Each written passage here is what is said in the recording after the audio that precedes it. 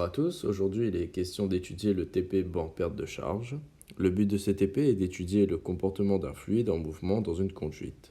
Cette étude comporte trois parties. Le comportement du fluide au passage d'un diaphragme et la mesure du débit. L'étude des pertes de charge régulières. Les pertes de charge régulières sont générées par le frottement du fluide sur la paroi interne de la conduite. On les appelle également pertes de charge linéaires ou systématiques. La valeur de ces pertes dépend donc des paramètres de conduite, longueur grand L, diamètre grand D, vitesse moyenne de fluide grand V. L'étude des pertes de charge singulières, les pertes de charge singulières aux accidents de parcours. Maintenant, nous allons aborder l'équation fondamentale de l'hydrostatique. Ici, on considère que tous les fluides sont en équilibre. L'équation fondamentale de la statique nous permettra de calculer la pression exercée par un fluide. Elle s'écrit ainsi: P, la pression constante, qu'on peut aussi caractériser par la pression atmosphérique, ρ, la masse volumique du liquide, en kg par mètre cube, et enfin H, l'altitude de ce liquide. Ainsi, on peut donc établir que dans un récipient, nous avons un fluide. La différence de pression entre les points A et point B est égale à ρ fois G fois ZA moins ZB, avec la pression obtenue en pascal. Maintenant, abordons le débit volumique et les équations de continuité. Le débit volumique s'exprime en mètres cubes par seconde. Soit afin de l'obtenir, on fait la section du circuit fois V, la vitesse de circulation du fluide à l'intérieur du circuit, en mètres par seconde. Ainsi, les équations de continuité nous disent que en tout point dans un circuit, les débits volumiques sont identiques. En soi, on peut donc dire que, selon les schémas, S1 fois V1 est égal à S2 fois V2. Ici, on considère que le fluide est incompressible et que nous sommes dans un régime de circulation laminaire.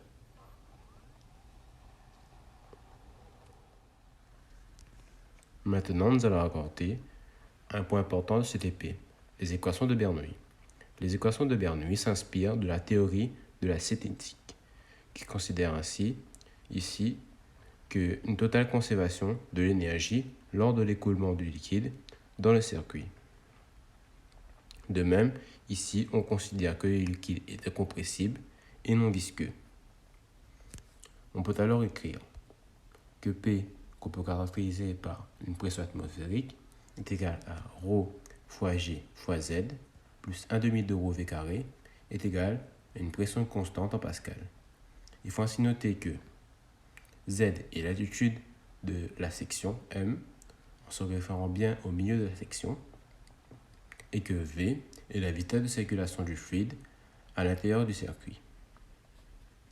On peut dès lors alors, pour finir, écrire que pour une conduite à sections différentes, nous avons donc P, la pression P1, plus ρ fois G fois Z1, plus 1 demi de ρ V carré, est égal à P plus G fois Z2, plus 1 demi de ρ V carré.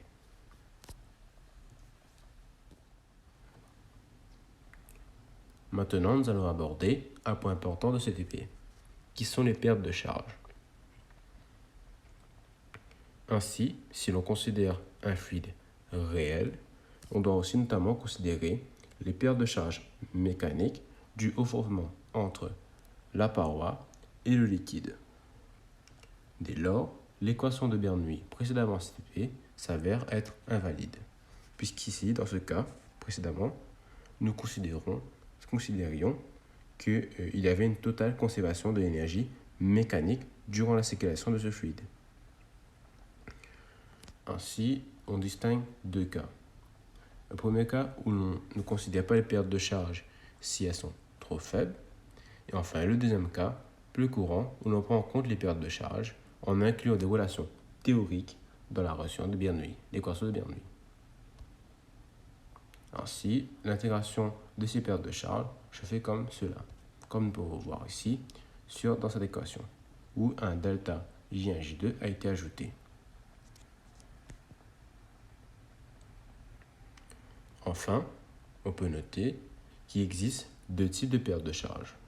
Les pertes de charge régulières, dues aux sections rectilignes du tuyau, qui va influer à cause de la longueur du tuyau, de sa régularité et du type de matière utilisée.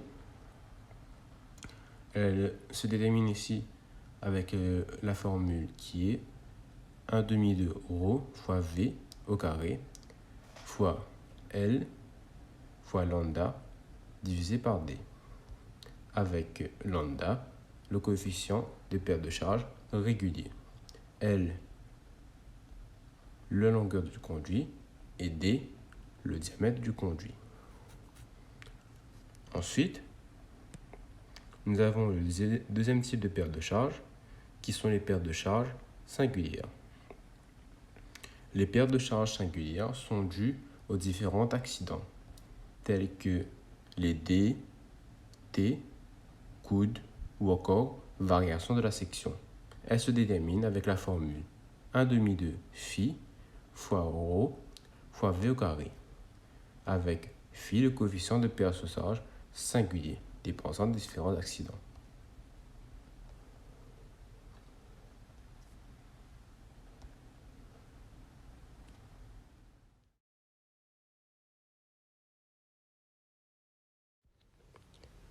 Avant de réaliser la manipulation, venez analyser le fonctionnement du banc de perte de charge, qui est ainsi constitué de plusieurs éléments, tels que la pompe située ici en noir, à droite de la photo. Ensuite, nous avons le banc piézométrique sur lequel on va lire les hauteurs piézométriques. Ainsi, repérez bien à quel point on va prendre les différentes hauteurs sur le banc de perte de charge qu'on peut voir ici. Avant de démarrer la pompe, veuillez tout d'abord vérifier le niveau du bac de mesure lié à la pompe. Ensuite, vous positionnerez la vanne K sur la position. Après avoir effectué cela, vous brancherez la pompe avec la prise située derrière celle-ci. Maintenant, passons à la partie concrète de cette TP. Vous effectuerez 5 relevés de hauteur piézométrique pour les 15 tubes sur le banc piézométrique. Ici, notez que les hauteurs piézométriques sont en centimètres. Enfin, vous effectuerez ces 5 mesures tout en diminuant le débit. On déterminerait le débit volumique à l'aide du réservoir gradué situé à côté de la pompe. Prenez bien soin de placer le bouchon afin que l'eau ne puisse pas s'échapper. Enfin, vous utiliserez aussi un chronomètre pour calculer ce débit.